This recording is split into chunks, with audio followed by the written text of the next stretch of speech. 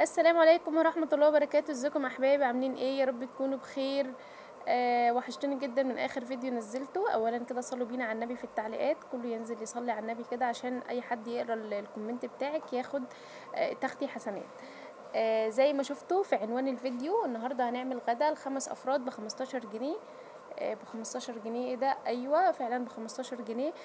تعملي غدا سهل كده وخفيف، مش مكلف.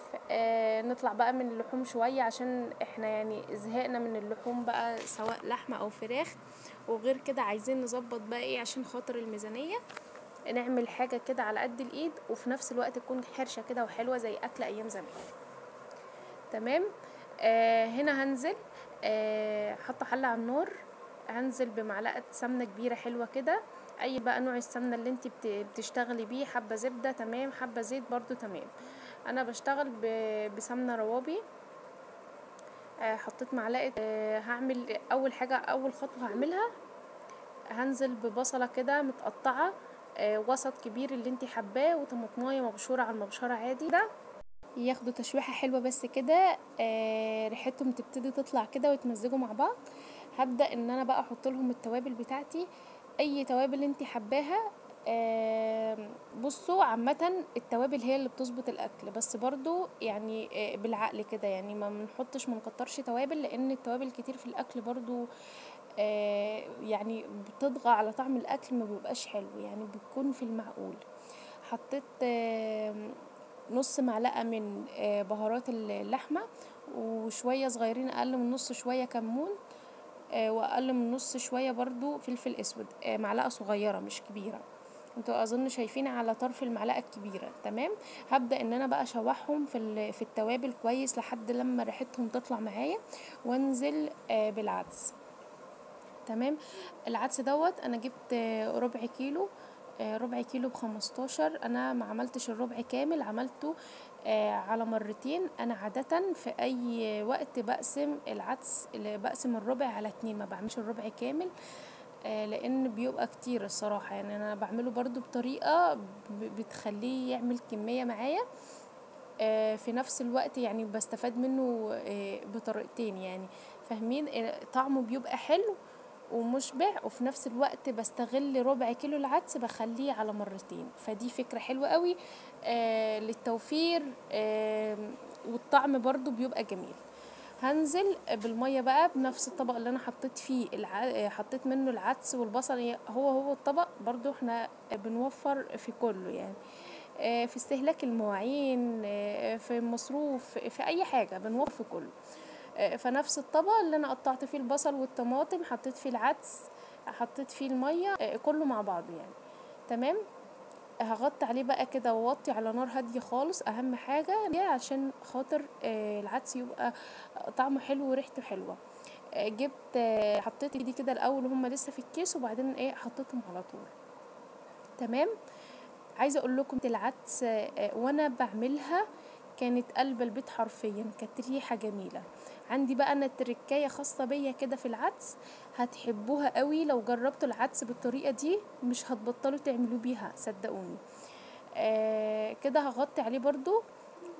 يا دوب اصلا لما كنت بحط شوربه ماجي خلاص كان فاضل له مفيش دقيقتين 3 واطفي عليه. العدس بقى بعد ما خلص هنزل بطاسه. طبعا انا عملت العدس، بس هعمل بقى الطشه بتاعته بالزيت. تمام.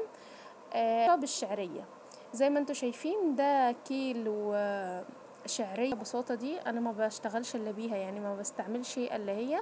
بجيب الكيس على بط موفر جدا يا بنات، عامل 25 جنيه. فموفر جدا بيكفيني الشهر، يعني انا بجيبه بيكفيني الشهر، واوقات بيفيد معايا كمان. حطيت حوالي معلقتين 2 بس من الشعريه، ما تكتريش الشعريه عشان ما تبقاش يعني تكتر زياده عن اللزوم وما تبقاش حلوه. ابدا ان انا احمر الشعريه. قبل ما احمر الشعريه كنت مقشره راس توم. طبعا العدس بيحب التوم زي الباميه كده. انا بعمل عدس بحب اعمله طشه بالخل والثوم والكزبره الناشفه مع الشعريه. صدقوني الطريقه دي بتاخد العدس بتوديه في حته تانية خالص. فوانا بحمر الشعريه كنت بدق فصين الثوم في الهون. انا ما جبتهوش عشان الفيديو ما يطولش عليكم، فعشان اخلص ايه في السريع كده. هنا الشعرية كانت خلاص خلصت معايا. برضو جيت اشوف الكزبرة الناشفة، لقيت الكزبرة اللي كنت صحناها اخر مرة خلصت، فطلعت شوية صحنتهم على السريع كده برضو بعد ما حطيتهم على طول. انا يعني بحب ان انا الكزبره بالذات الكزبره الناشفه تبقى عندي في الفريزر مخزناها بقالها اكتر من سنه عندي في الفريزر، مش بيجرالها اي حاجه، بس بتكون محكمه الغلق في علبه او في ازازه ناشفه، الازاز اللي هي بتبقى بقها واسع دي بتحطيها مش بيجرالها اي حاجه. حطيت التومه، حطيت معلقه كزبره ناشفه بعد ما صحنتها زي ما قلت لكم، ومعلقه خل بالظبط، بس الخل يكون نضيف اللي هو الخل النوع النضيف علشان يدي مزازه حلوه كده. لو الخل العادي هتحطي معلقتين او 3، بس عشان انا الخل بتاعي اللي هو المركز حطيت معلقه واحده زي ما شفت معايا في الفيديو. هنزل بقى بطشه التوم بالخل بالكزبره بالعظمه اللي انا عملتها دي في حله العدس زي ما كده، بتوديها في حته تانية خالص يعني. اتمنى تجربوا الوصفه. هنا بقى بعد خلاص كده العدس خلص، هبدأ ان انا اعمل شوية سلطة حرشة كده من بتاعة ايام زمان اللي هي تفتح نفسك على الاكل كده. هي الاكلة مش مكلفة خالص يعني، بأقل امكانيات يعني، مش مكلفة، لا عاملة بتنجان ولا بطاطس ولا اي حاجة جنبها، يا دوب شوية العدس وشوية السلطة وشوية مخلل وعيش، والحمد لله على كده. انا بس حبيت ان انا اصور معاكم عشان اعرفكم يعني اوصل لكم اكلات، وان مش طول الشهر ان احنا ناكل فراخ ولحمه، لا احنا لازم يجي علينا ايام حتى لو في البيت مش هيبقى طول الشهر فراخ ولحمه وسمك، لازم نعمل اكلات من دي برضو. جبت بصله حوالي 3 حبات طماطم بالظبط، بصله 3 حبات طماطم وخياره وقرنين فلفل بالظبط، قطعتهم زي ما انتوا شايفين كده. انا عامه بحب السلطه اما تكون جنب عدس او جنب اكل من اللي هو الاكل الشعبي ده، تكون قطع السلطه كبيره. ليه انا اصلا ما حطيتش عليها خضار؟ لان الصراحه ما كانش عندي خضار. فانا بعمل السلطه دي بحط عليها خل وليمون، فبتبقى حلوه قوي جنب العدس بقى المسقعه. يعني الاكل اللي هو الشعبي بصاره، الحاجات اللي هي الشعبيه قوي بتاعت ايام زمان دي، السلطه دي تحفه جنبها يا بنات. زي ما انتوا شايفين كده خلصت، حطيت شويه خل معتبرين كده، وهعصر عليهم ليمونية كبيرة، وهحط برضو الليمونة بعد ما اتعصرت فيها بتخلي ريحتها حلوة وطعمها حلو، تديها طعم مميز كده. وهبدأ اسيبها حوالي 2-3 عقبال بس ايه مغرف الاكل، تديني ريحة بتخلي ريحتها جميلة. بالنسبة للبصل ما تخافوش مش هيعمل ريحة، لان انا حاطة خل وليمون، تمام. هو بيديني ريحة وطعم مميز شوية، كل ما بتسيبيه كل ما بيكون احلى، تمام. تقليبه كده، هحط بس عليه شويه ملح. بعد ما خلصت اوريكم بقى شكل العدس الجميل دوت بعد ما خلص. عايزه اقول لكم كان تحفه يعني، انا مش قادره اقول لكم في الاخر طعمه جميل. شفت العدس اللي بيتباع عند بتاع الفلافل اللي بيتعمل ان هو والله العظيم احسن منه بكتير قوي، طعم وريحه وقوام. انا بحبه كده، بحب احنا بناكله بالعيش ما بناكلوش برز.